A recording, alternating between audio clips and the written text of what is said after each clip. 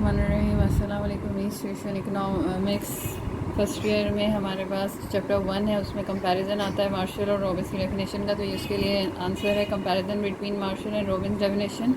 Following are the comparison between Marshall and Robbin definition. अच्छा, जब आप बड़ी क्लासेस में चले जाते हैं तो लाइन लगा के डिफरेंस ना लिखें, इस तरीके से पहला पॉइंट एक का और दूसरा पॉइंट दूसरे का करके लिखें तो आंसर बेहतर और अच्छा लगता है। तो सबसे पहले साइड हेडिंग आएगी कॉन्सेप्ट की। Marshall consider economics as a science of material welfare. Number 2 में Robbins consider economics as a science of scarcity and choices. फिर स्टेटमेंट में आ जाएंगे।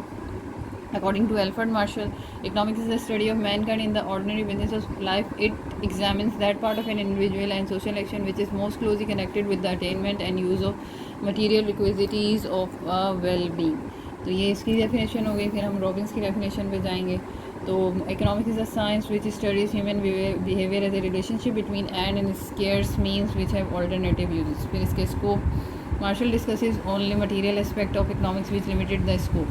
Robin discusses both material and non-material aspects, so it's widen the scope of economics. Social versus pure. Marshall and his follower regards economics as a social science. Robbins regards economics as a pure science.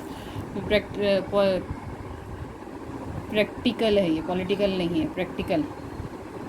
Practical and theoretical viewpoint. Marshall definition being more realistic is more useful for information of economic policies. Robbins definition is of abstract nature. ये practical है, PRACTIAL, practical and theoretical view point. फिर है subjective and objective. The welfare concept is Marshall definition is subjective.